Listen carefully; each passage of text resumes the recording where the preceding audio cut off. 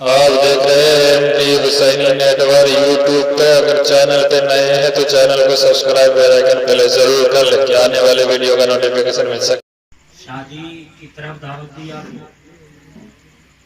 शादी क्या है इसके बारे में बताया, निकाह क्या है इसकी अहमियत बताई। इसी से जुड़ा हुआ मौजू है तलाक का, इसी से जुड़ा हुआ मौजू है। क्योंकि इस्लाम बड़ा पसंदीदा लाजवाब मजहब है। गौर से सुनिएगा, एकदम गौर से सुनिएगा, सोइएगा नहीं, मैं नाम लेकर पुकार लूंगा माइक पर। इस्लाम बहुत प्यारा मजहब है। हाँ, जरूरी शर्त यह है कि इस्लाम को समझा जाए। जिन लोगों ने इस्लाम को समझा, चाहे अमेरिका का यहूदी हो, चाहे नसरानी हो, चाहे यहूदी भाई नसरानी भाई, भाई तो मैं सामाजिक एतबार से कहता हूँ, अब चूंकि हालात ऐसे हैं। और हमारे मुल्क में रहने वाले हमारे वतनी भाई, जिन लोगों ने इस्लाम को सही तौर से समझा, उन्होंने इस्लाम कबूल कर लिया। बेशक हक है। और जिन मुसलमानों में जिसने इस्लाम को सही से समझा है, वो सारे वतन वासियों के लिए अमन अमान बन गए। जो मुसलमान इस्लाम को सही से समझा है, उससे उसका पड़ोसी भी महफूज है, खुश है।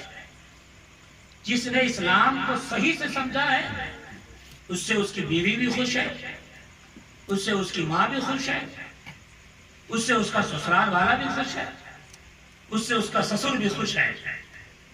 जिन लोगों ने इस्लाम को सही से समझा है और उसको अमली जिंदगी में ढाला है, वो अगर उस्ताद है तो शागिर्द भी खुश है, शागिर्द है तो उससे उसका उस्ताद भी खुश है। जिन लोगों ने मुसलमानों ने इस्लाम को सही से समझा है, देखिए आप इस तरफ तवज्जो दीजिए, नाम लेकर माइक उठाइए।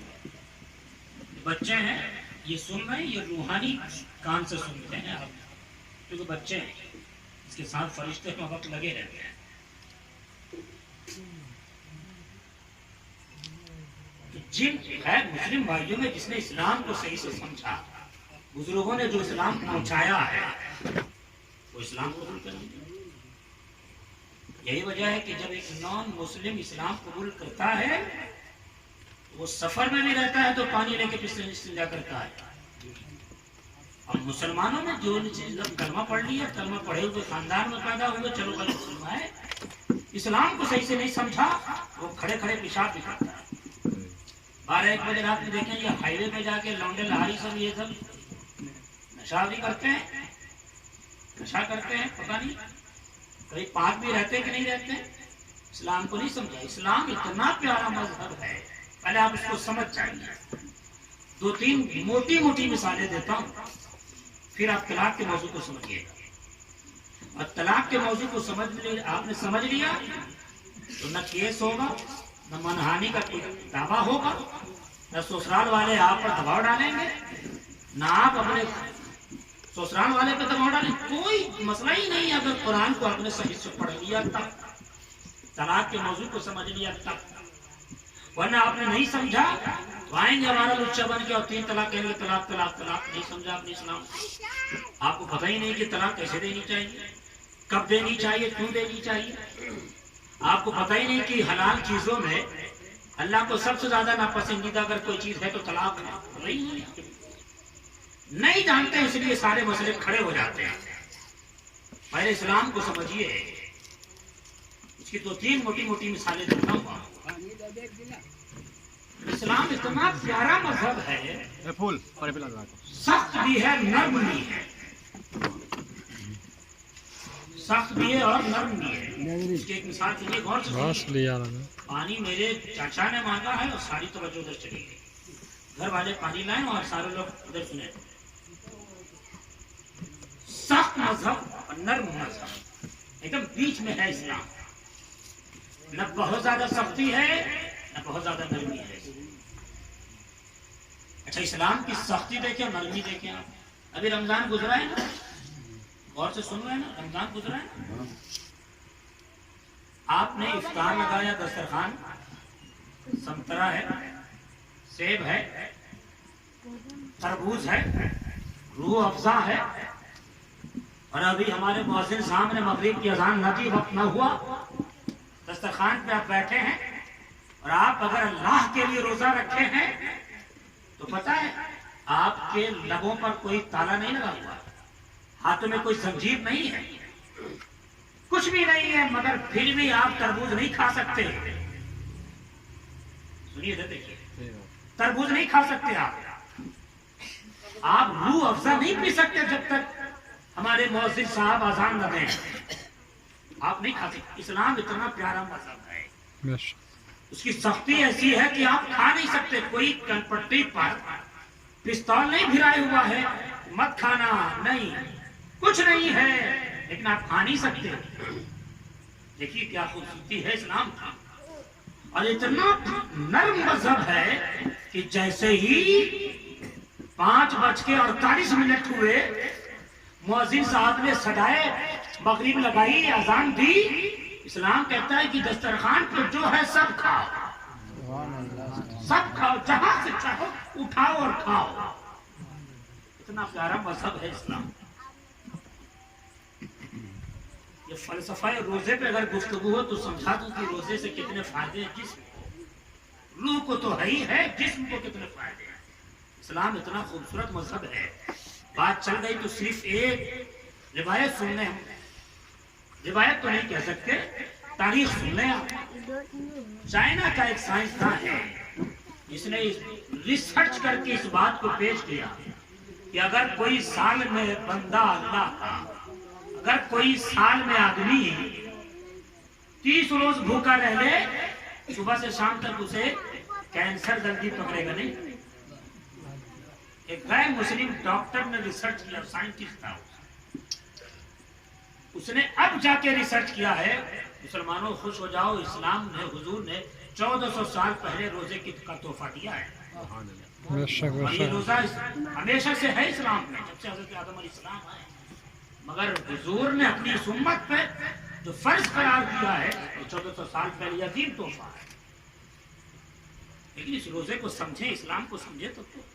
एक दूसरी मिसाल देता हूँ, ये जो नशा करके, ये सुट्टा लगाना, बिट्टा लगाना, शराब पीना, ये जो गुन्ना, ये जो आप अपने बच्चों पे ध्यान नहीं दे रहे ना, ये बहुत गलत कर रहे हैं। आप अपने बच्चे को मार नहीं रहे ना, गलत कर रहे हैं। सख्ती करें अपने बच्चों पर, एकदम सिर्फ उलमा की जिम्मेदारी नहीं, पहले आपकी जिम्मेदारी है। अब देखिए इस्लाम कितना खूबसूरत मजहब है। जो चीज शादी से पहले गुनाह है, वही शादी के बाद सवाब है। शादी से पहले सुनिए, एक लड़का एक लड़की से कांटेक्ट नंबर ले लिया, बातचीत होने लगी, फिर पार्क में जाने लगा, पता नहीं कहां कहां जाने लगा, और फिर एक लम्हे भर की मोहब्बत पे आकर के लड़के के साथ भाग जाती है। और हैरत तो यह है कि अब तो दूसरे लोगों के साथ भाग रही है। शर्म की बात है, कैसी तारीफ है, कैसा अदब दिया अपने घर वालों को। मैं लड़कों से भी कहता हूँ, लड़कियों से भी कहता हूँ, ये जो 1 महीने 2 महीने की मोहब्बत पर जिंदगी भर जो माँ बाप ने पैदा करके मोहब्बत दी है, उस पर कुर्बान करके 1 महीने की मोहब्बत को भाग रही हो, शर्म नहीं आती? भागो मत। और लड़कों से भी कहूंगा, भगाओ मत। और ये सब गलत बात है जो करते हो नशे में आकर के, ये भी तो एक नशा है। इस्लाम इतना प्यारा मजहब है, उसकी सख्ती का अलग ये है कि यही चीज क्या है, शादी से पहले गुनाह है। का ये ज़ना है अगर करते हो तो, फिजिकल कांटेक्ट करते हो तो ज़ना है, और बहुत बड़ा ज़ना गुनाह है ये।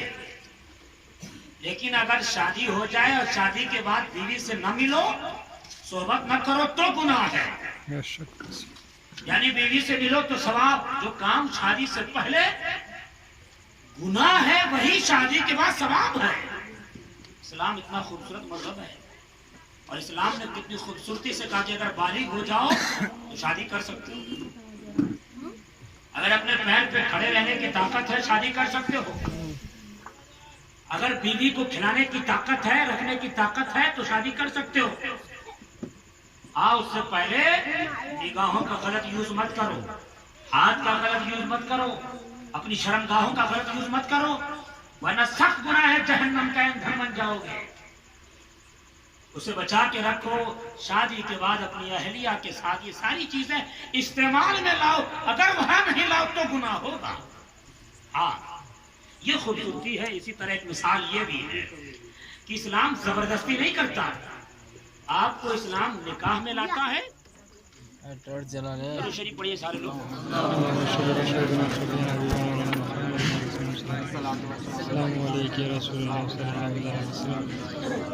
आवाज मेरी पहुंच रही सब तक? क्या जनरेटर का भी इंतजाम है? अब सारे लोग मेरी गुफ्तगू सुनिए, जनरेटर कोई एक साथ चला लें। इतना, ये तो 2-3 मिसाल मैंने दी आपको, जो मौजू है हमारा उस हवाले से ये मिसाल सुन लीजिए आप। ठीक है, इस्तात रखते हो, ताकत रखते हो, इधर देखें आप, तुम किसी खातून से निकाह कर लो, और खातून कैसी हो आप इनके खिताब को मौजू में रख के दिलो दिमाग में रखें। इन्होंने खिताब के दरमियान इशारा किया आपको कि खातून कैसी हो, उसके अंदर 4 चीजें तलाशो, 4 चीजें देखो। 4 चीजें। पहली चीज क्या है?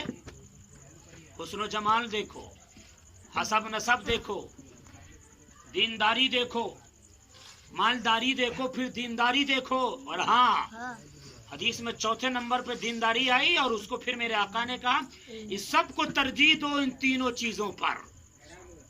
और याद रखिए, इस्लाम में माल का भी बड़ा अहम है हिस्सा, हुस्न का भी है। ये चारों चीजें हदीस में जिक्र हैं। तुम माल भी देखो, हुस्न भी देखो, हसब नसब भी देखो। खानदान ऐसा नहीं कि लाठी डंडे वाला हो, मार काट वाला हो, गुंडा बवाली हो, नहीं। खानदान कैसा हो, उसके खानदान में कितने अल्लाह के औलिया हैं वो देखो। सुभान अल्लाह, सुभान अल्लाह। उसके खानदान में कितने उलमा हैं ये देखो, हसब नसब देखो।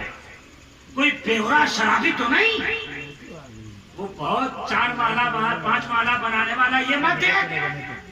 हसब नसब देख, तो उसके हसब नसब में कितने उलमा हैं, कौन कितना बड़ा पाबंद शरअ था, ये देखो। हाँ, हुस्न भी देखो, जमाल भी देखो, माल भी देखो, ताकि माल से दीन को तक़वियत मिले। ऐसा नहीं कि तुम सिर्फ अपने बैंक बैलेंस को महफूज कर लो, नहीं। लड़की के अंदर माल भी देखो, माल देखो, इसलिए माल देखो कि उसके जरिए अल्लाह की राह में जो तुम जिंदगी गुजार रहे हो, अल्लाह की राह में जो तुम जिंदगी गुजार रहे हो, उसमें तुमको मजबूती मिले, तक़वियत मिले, वो चीज तुम देखो। लेकिन हाँ, दीनदारी को तरजीह दो सब पर। दीनदारी नहीं, माल का गलत इस्तेमाल हो सकता है। अगर लड़की के अंदर, लड़के के अंदर दीनदारी नहीं, तो हुस्न और जमाल का गलत इस्तेमाल हो सकता है। ऐसा होता भी है। अभी लड़की किसी के निकाह में कोई लौंडा लेके भाग गया, हैरत की बात है। बीवी घर में, दूल्हा सऊदी अरब में बेचारा कमा रहा है, और इधर लौंडिया, इधर बीवी का गलत कांटेक्ट किसी से हो जाता है, फिर भाग भी जाती है। वो दीनदारी नहीं है, इसलिए हुस्न जमाल का गलत फायदा उठाया जा रहा है। इसलिए मेरे नबी की हर बात में हिकमत है। इस्लाम को समझो तो सही। हुजूर ने कहा सब देख, हुस्न भी देख, माल भी देख, हसब नसब भी देख, मगर सुन, दीनदारी भी देख, और उसकी दीनदारी को सब पे फौकियत देना। दीनदारी होगी तो हुस्न का सही इस्तेमाल होगा, हसब नसब का सही इस्तेमाल होगा। दीनदारी होगी तो माल का भी सही इस्तेमाल होगा। मगर दीनदारी को कहाँ लोग देखते हैं? इल्ला माशाअल्लाह। वो तो कारी नूरुल हक रहमानी जैसे लोग हैं कि दीनदारी को देखते हैं, पहले दीनदारी है या नहीं। यानी पैसा हो, चाहे जैसा हो, चाहे हरामखोरी का, चाहे हरामीपन का पैसा क्यों ना हो। मैं तो खड़ी खड़ी सुना ही सकता हूँ, मैं तो गाँव का हूँ ना। इमाम लोग सुनाएंगे तो आप उनको भगाने की साजिश रचेंगे, मगर गांव वाले को क्या भगा दीजिए? गांव वाला तो आप ही लोगों ने पढ़ने के लिए भेजा था, बुलाया, पढ़ा करके, तो सुनिएगा तो सही। अब दीन की तबलीग सबसे पहले अपने खानदान, अपने घरों से शुरू होती है। ये चीजें देखें आप, ये तो अलग मौजूद होगी, ये तो गुफ्तगू आगे जा रही है, मेरा जो मौजूद तो ये है। जब आप शादी कर चुके, दीनदारी आपने देख ली, सब कुछ देख लिया, अगर दीनदारी आपने देखी तो तलाक की नौबत ही नहीं आती है। लेकिन हाँ, फिर भी इस्लाम जोर जबरदस्ती नहीं करता। कहा ठीक है निकाह कर लियो, तो उससे निकलने का भी रास्ता बताया है इस्लाम ने। ऐसा नहीं कि तुम बेवड़े बेवड़े हो, पी के आओ और फिर भगाओ तलाक तलाक तलाक करके, नहीं। इस्लाम का कानून है, उसकी एक गाइडलाइन है, उसकी गाइडलाइन पे चलोगे तो फिर नुकसान नहीं होगा। याद रखिए, रुसवाई का सामना करना नहीं होगा। तो अगर तुम्हारे अंदर ताकत है, बीवी को कमाने खिलाने की ताकत रखते हो, तो शादी कर लो। तुमको ज़िना का डर हो तो तुम पे निकाह फर्ज है, निकाह कर लो। लेकिन हाँ, उसके बाद अगर ये देखो कि बीवी से मेरा मिजाज शरीर मामले में नहीं मिल रहा है, ऐसा नहीं कि रोटी कच्ची बना रही है तो तलाक दे दो, ऐसा नहीं कि चावल कच्चा रह जाए तो तलाक दे दो। अरे उसे सिखाओ, अब तो अपडेट जमाना आ गया, यूट्यूब पे सिखाओ, उसे मोहलत दो, उसको तैयारी करवाओ। ऐसा नहीं कि तलाक दे दो, नहीं। तलाक बात में नहीं दी जाती।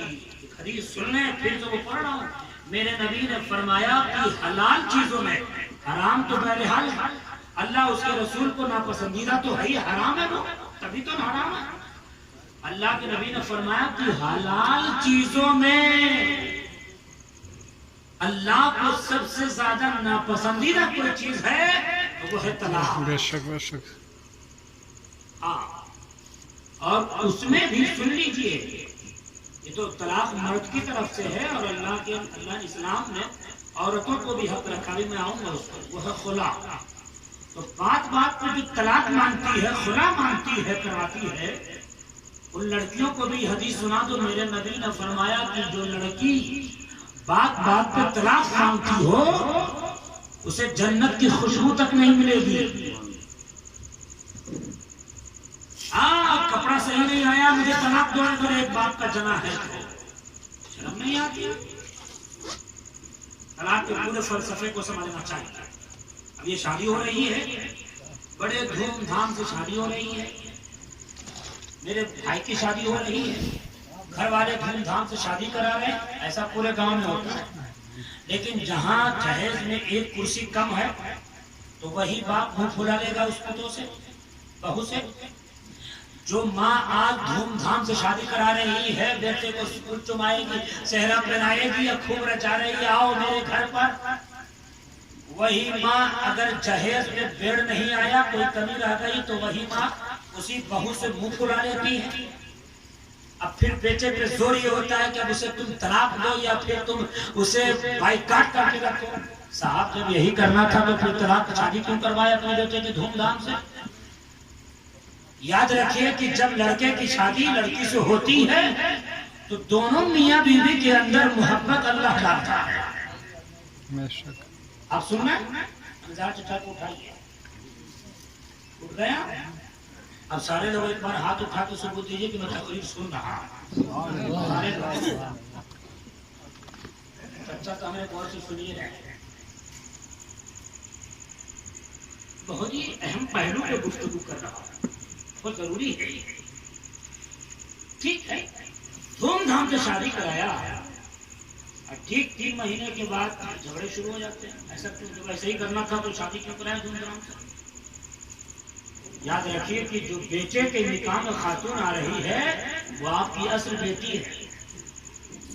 हाँ, आपकी जो सुल्ब से पैदा होने वाली, पेट से पैदा होने वाली बेटी थी, उसने उसको 20 साल पहले शादी करा के आपने घर भेज दिया, और बेटे के निकाह में जो लड़की आई है वो 50 साल नहीं बल्कि मरते दम तक आपके साथ रहेगी, आपको रोटी बना के खिलाएगी, खाना बना के खिलाएगी, आपका घर साफ करेगी, सब करेगी। इसका मतलब कि वो आपकी असल बेटी है, उसको बेटी जानी है। लेकिन नहीं, उसी से झगड़ा होने लगता है। झगड़ा मत कीजिए, बेटी समझ लिया। मैं लड़कों से कहूंगा कि शादी के ठीक 3 साल के बाद, 4 साल के बाद उस लड़की से 3 साल तो खूब मोहब्बत है, चौथे साल में फिर झगड़ा शुरू हो जाता है। चौक पे रहेंगे, समोसा सबको खिलाएंगे, और जब घर आएंगे तो बीवी के सामने मुंह बना के आएंगे, एकदम से मुंह बना के, कहीं मेरे सर में बैठ जाए, हम तुमको समोसा खिलाएंगे। पड़ोस की अगर कोई लड़की समोसा मंगाए तो बहुत प्यार से समोसा जाके देगा। याद करो कहां सोए, कभी अपनी बीवियों को प्यार से समोसा लाके खिलाया है? या हमारे हाफिज अब्दुल सत्तार साहब बहुत प्यार से अपनी अहलिया मोहतरमा को यहाँ से मिठाई ले जाके खिलाते हैं, मैंने देखा है। हाँ, ये उलमा सही से खिदमत करते हैं अपने परिवारों की। इस्लाम जानते हैं? आप में से कोई अपनी बीवी को मोहब्बत में समोसा लाके खिलाया है? या कार का हवेली ले गया कि चलो तुमको एक दिन पार्टी कराते हैं? नहीं, दोस्तों को ले जाएगा मगर अपनी अहलिया को नहीं ले जाएगा। अच्छा, उसको अपने बाप का भी डर होता है कि कहीं मेरा बाप देख लिया, मेरी माँ देख ली तो कहा कि मेरा बेटा जोड़ों का गुलाम बन गया। नहीं साहब, ये गलत बात है। मैं कहूँ एक बात, औरतों से अल्लाह ने जो मोहब्बत के लिए रखा है, औरत में माँ है, बहन है, भाभी है, सबके अपने अपने हुकूक हैं। गैर महरम के लिए जितना प्यार हो सकता है अल्लाह ने कहा वो सब का सब अपनी बीवी से करो। इसे करो, अपनी बीवी से करो। हाँ, मैंने हर बातें बहुत लंबी हो जाएंगी, आपको ये बता रहा हूं कि जब मिजाज न मिले और वो आप कहो कि नमाज पढ़ो, वो नमाज ना पढ़े, आप कहो रोजा रखो, वो रोजा न रखे, आप कहो मेरी माँ का एहतराम करो, न करे, आप कहो कि मेरे अब्बा का ख्याल रखो, न करे, आप कहो कि मेरे बेटे की सही से परवरिश करो, न करे, आप कहो कुरान पढ़ो, वो न पढ़े। ये जब मामले में उलट होने लगे तो इस्लाम इतना प्यारा मजहब है कि कहा ऐसा है कि कब तक छोटा छोटा उगल करते रहोगे, तुमको इस्लाम में निकलने का रास्ता भी बताया, इसका हल बताया। वो हल क्या है? वो हल है अब तलाक़ुल मर्रतान फ़इम्साकुम बिमारूफ़ और तसरीहुम बिइहसान वला यहिल्लु लकुम अन ताख़ुज़ू मिम्मा आतयतुमुहुन्ना शैअन अल्लाह यख़ीफ़ा हुदूदल्लाह। अल्लाह के हुदूद ये है कि मैंने निशान दी थी कि अल्लाह के हुदूद पर अगर कायम न रहे तब जाके ये सूरत है। इसका पूरा फलसफा निचोड़ में पेश कर कि जब एकदम पानी सर से ऊंचा हो जाए, जब एकदम शरीयत की खिलाफ वर्जी होती है, ऐसा नहीं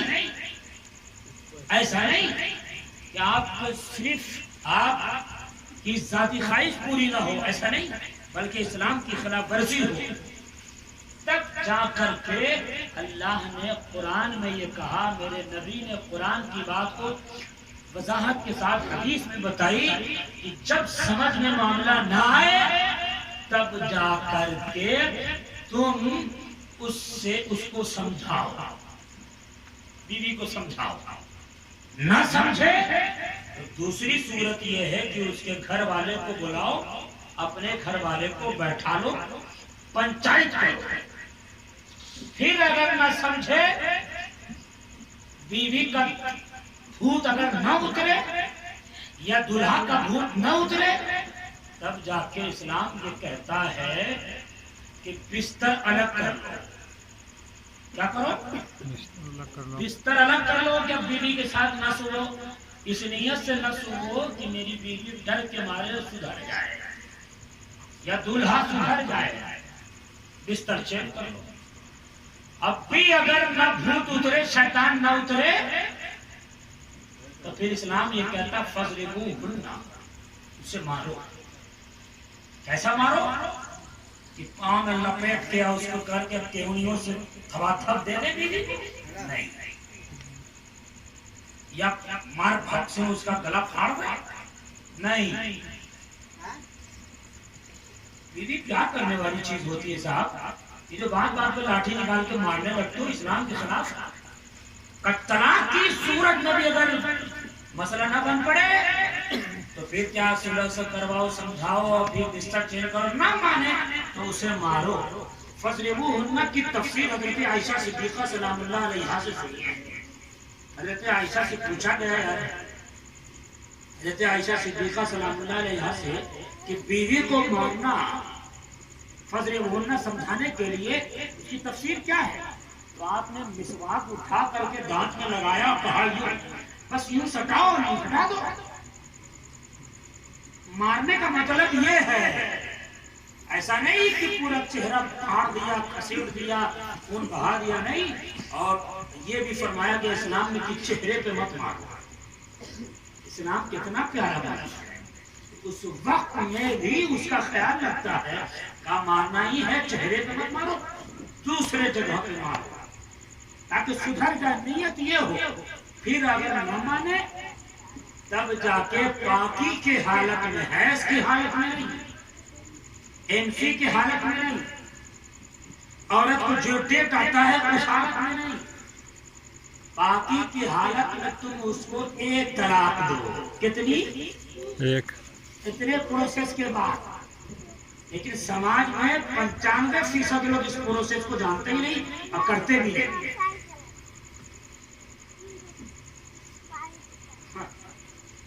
तलाक दे देंगे, उसके बाद मुफ्ती साहब मसला कोई बताइए, शर्म नहीं आती है बे? एक साहब मेरे पास आए, उनकी उम्र थी कम से कम 50-51 साल। कहा कि मुफ्ती साहब मैंने 3 तलाक दे दिया है, कोई मसला बताइए, कोई गुंजाइश निकाल दीजिए। हमने कहा सुन, मसला एक ही है कि तुमने जो 3 तलाक दिया है, ठीक है, दारुल इफ्ता में काजी को सख्त नहीं होना चाहिए। मुंह देखा देखा वो फतवा है, तो उसूल फतवा में ये है, आदाब इफ्ता में ये है, इत्तिबाउल हराम, ख्वाहिशात की इत्तिबा हराम है। सख्त लबो लहजे में मैंने उससे कहा कि आपने 3 तलाक दिया, वो आपसे हराम और आपसे निकल गए, निकाह से। सूरत यही है कि इद्दत के बाद दूसरे से निकाह करवाओ, वो तुम्हारी बीवी पे चढ़े। शर्मा गया।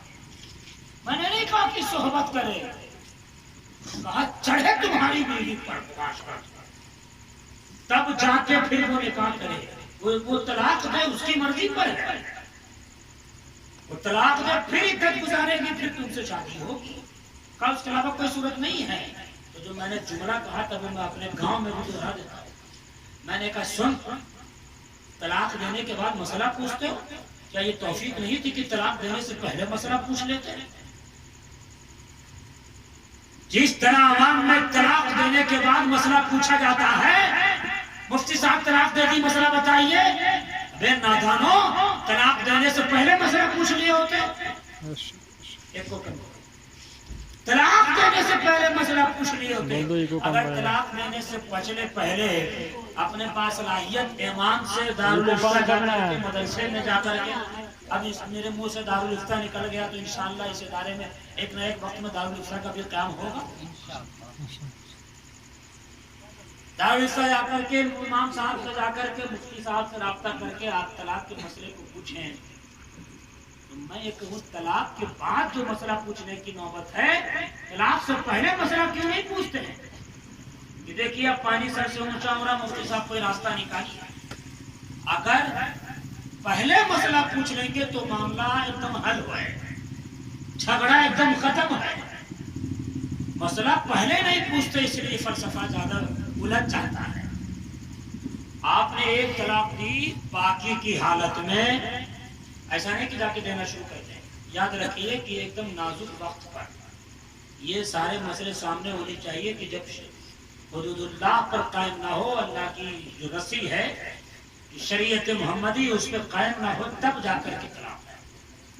मैं इसलिए इस मौजूद पर तकरीर कर रहा हूँ कि बात बात में लोग आते हैं, कहते हैं कि तुझे छोड़ दूंगा, समझ लो, जा तुझे छोड़ दिया, घर चली जा। इस तरह के अल्फाज भी बके जाते हैं बीवियों पर। याद रखिए कि अगर इस तरह के अल्फाज से तलाक की नीयत हो गई तो तलाक पड़ जाएगी। लोग इस मसले को जानते ही नहीं और फिर भी रखे रहते हैं बीवी को। तलाक पड़ने के बाद अगर आप बीवी को रखे हुए हैं, मालूम है अगर उसके बाद बच्चा पैदा होगा तो हरामी बच्चा पैदा होगा। आपको थोड़ा बुरा लगा कि मुफ्ती साहब बड़े जुमले में तकलीफ कर रहे हैं, मेरा भतीजा मेरा भाई बड़े जुमले में तकलीफ कर रहा है। कड़ाई सही, हिकमत में ये भी शामिल है, कड़ाई सही, ताकि कम से कम इससे बेदारी तो पैदा है। कुछ लोगों को मैंने देखा है 3 तलाक दे दिया और चुपके से रख लिया, अपनी बीवी को हलाला नहीं कर पाया, फिर उसी के साथ जिंदगी गुजरा। मैं अपने गांव की बात बताता हूँ, मेरा पूरा गांव, मैंने उसको खड़े खड़ी सुनाई मैंने उसको, लेकिन मैं फिर से दोहरा रहा हूँ कि अगर तलाक देने के बाद, तो पहले तलाक का मसला समझिए, क्योंकि ये लोग मुदर्रिस भी हैं, रात को महफिल में रहते हैं, सुबह पढ़ाना भी रहता है, फजर भी पढ़ाना रहता है, एक वक्त में नहीं आएंगे क्योंकि मुख्तलिफ हज़रात तलाशेंगे। बात मुख्तसर कर, पहले तो हर में पाकी की हालत में आपको इत्तलाक है, उसके बाद अगर औरत हैज वाली है तो उसकी इद्दत 3 हैज है। मेरी बहनों तुम भी सुन लो, माँ बहनों सुन लो, अगर औरत को एक तलाक दिया और औरत हैज वाली है, यानी महीने में उसको एमसी आता है, तो उसकी इद्दत 3 हैज है। अब वो 3 हैज 3 साल में आए, अगर हैज वाली है तब, और अगर हैज वाली नहीं है, यानी उस उम्र को पहुंच चुकी थी कि हैज आना बंद हो गया था, तो उसकी इद्दत 3 महीना है। अगर हमल वाली है, पेट में बच्चा है, तो फिर उसकी इद्दत वज़े हमल है, यानी बच्चा पैदा होने तक है, अब चाहे हमल जैसे जाए हो जाए, उसकी इद्दत वो है। यहाँ पे एक मसला ये भी, अच्छा ये मसला नाश में बताऊंगा, मैं भूल गया, याद कराइएगा। इद्दत के अंदर खर्चा शौहर को उठाना पड़ता है, उस इद्दत के अंदर बीवी जैसा कॉन्टेक्ट उस औरत से नहीं होगा। तो पहले इसको सुन लीजिए, आपने एक तलाक दिया, अब एक तलाक दिया है तो 3 हैज के अंदर इतना बड़ा फायदा इस कानून को अपनाने का है कि आप अपनी बीवी का अगर गुस्सा उतर गया, आपका बीवी का भूत उतर गया और सूरज गई, अरे बाप रे अब तो 4-5 बच्चे हैं, क्या होगा, अब नहीं झगड़ा करूंगी, मैनेज हो गया शौहर में, मियां बीवी में। तो एक तलाक देने का फायदा ये है, आप उस इद्दत के अंदर अपनी बीवी को प्यार से अपने निकाह में लौटा सकते हैं। अब उसके लिए शादी की जरूरत नहीं पड़ेगी, कहा तुम आओ मेरी बीवी हो, या कालका हवेली में ले आके बिरयानी खिला दिया, या फिर बाजार से समोसा लाके मोहतरमा खा लीजिए। अच्छा कितने शौहर ऐसे हैं जो अपनी बीवी को आई लव यू बोले हों? बाहर में जवानी में आई लव यू बोलने वाले, इस आई लव यू का इस्तेमाल अपनी बीवी के पास करो, अपनी माँ के पास करो, अपनी बहनों के पास करो। बीवी से मोहब्बत, अगर इसको इंग्लिश में बोलना हो कि मैं तुमसे मोहब्बत करता हूँ, तो ट्रांसलेट इंग्लिश में क्या होगा, आई लव यू तो होगा। इसका इस्तेमाल लोगों ने गलत कर दिया है। हाँ गलत किया, लोगों ने गलत किया है। ये कभी अपनी बीवी से कहा कहना चाहिए। एक तलाक देने का फायदा ये कि आप बगैर शादी के उसको लौटा सकते हैं। अच्छा अगर ना माने, अब भी उसी हठधर्मी पे अमल रहे, तो फिर दूसरे की जब इद्दत खत्म होती रहे तो उस पाकी में जाकर के फिर दूसरी तलाक, तब जाके दूसरी तलाक दो, फट से नहीं, तलाक तलाक तलाक। सोचो समझो, मामलात की संगीनी को जानो, तब